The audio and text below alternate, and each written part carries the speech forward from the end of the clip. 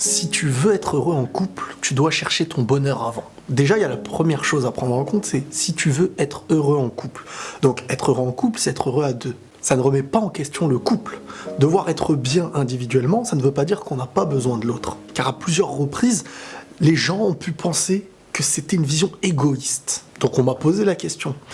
Mais je vais répondre à un truc très simple. Est-ce que, quand tu te nourris, c'est quelque chose d'égoïste? Quand tu manges pour te nourrir, parce que pour vivre et avancer, et construire, et te mettre en couple et faire en sorte que le couple se passe bien, tu dois avoir un travail sur toi. Et derrière ça, il y a autre chose.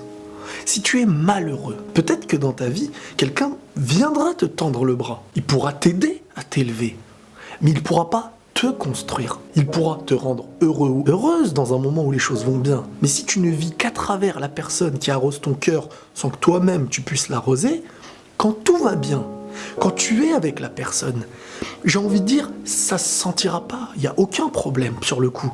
Parce que tu es heureux, heureuse, avec une personne bien, et tout va bien. On va faire une comparaison. Dans la vie de tous les jours, tu es dans un véhicule. Tu es quelqu'un, imaginons, qui ne peut pas marcher de toi-même. Donc tu es dans un véhicule.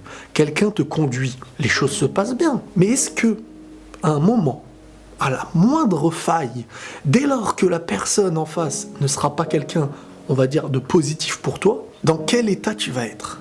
Si en fin de compte ton bonheur ne dépendait que de cette personne, si tu n'as pas réussi à être nourri individuellement, si tu n'as pas cherché à être heureux de toi-même et que ton bonheur ne dépend que d'une personne, comment en fait est-ce que tu veux faire quand tu te retrouveras seul? Tu deviens esclave.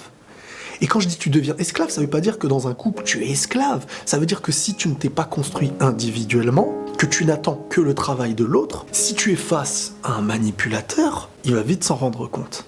Donc il sait que toute seule ou tout seul, tu es en danger. Il fera ce qu'il veut de toi. Il te rappellera aussi très souvent que si tu redeviens seul, tu vas être perdu, tu peux en mourir. Donc tu as besoin de moi. C'est un aspect presque politique le truc. Faire peur pour mieux diriger. Mais si t'es quelqu'un qui a des bases, si t'es quelqu'un qui t'est apporté, qui t'est nourri, avant de prendre ce qui peut te manquer, parce que l'être humain se nourrit et doit être nourri de plein de choses. Mais tout ce qui le nourrit ne doit pas venir d'une personne. La personne avec qui tu vas être en couple va t'apporter ce qui va te manquer. Elle va pas t'apporter ce que tu n'as pas apporté à toi-même. Ça ne remet pas en question le couple ou la personne que tu aimes. Ça te remet toi en question quand tu devras être seul avant ou après. Et même parfois pendant. Parce que dans un couple, on est parfois seul aussi. Quand les choses n'avancent plus du tout comme on l'espérait. Quand il y a de l'individualité, de l'égoïsme. Et combien de personnes font semblant que les choses se passent bien? Combien se disent « il n'y a que ça qui me maintient en vie, donc je dois rester ». Combien n'ont pas fait ce travail d'essayer de se battre pour être heureux individuellement, pour être heureux à deux? Et c'est pour ça que le travail individuel, il passe avant le travail à deux, avant d'être à deux. Pensez toujours à la comparaison entre le fait de se nourrir. Tu te nourris seul, que tu le veuilles ou non. Que tu aimes ou non, tu n'attends pas que quelqu'un vienne te nourrir dans ce domaine-là. Et ben pour être heureux, c'est pareil.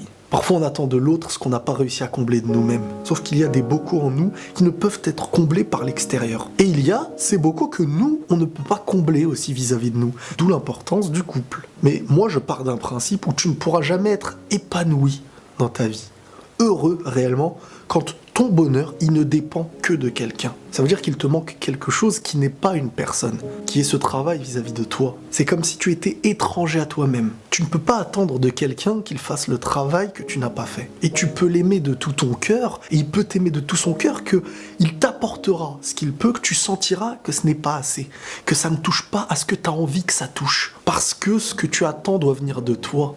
Et quand tu l'auras éveillé, ce qu'il t'apportera d'un coup allumera comme une lumière en toi. C'est comme si tu n'avais pas mis en toi la bougie, qu'on essayait déjà de l'allumer. Mais c'est du vide qu'on essaye d'allumer. Il ne peut pas y avoir de lumière. Quand un cœur n'est pas nourri par nous-mêmes, on ne peut pas lui apporter des sentiments par-dessus. Ça n'en deviendra en fait que l'illusion du bonheur. Et quand ton bonheur ne dépend uniquement, parce qu'il dépend aussi de notre entourage, de notre famille, de l'amour, mais quand il ne dépend que de la personne, c'est qu'il est malade.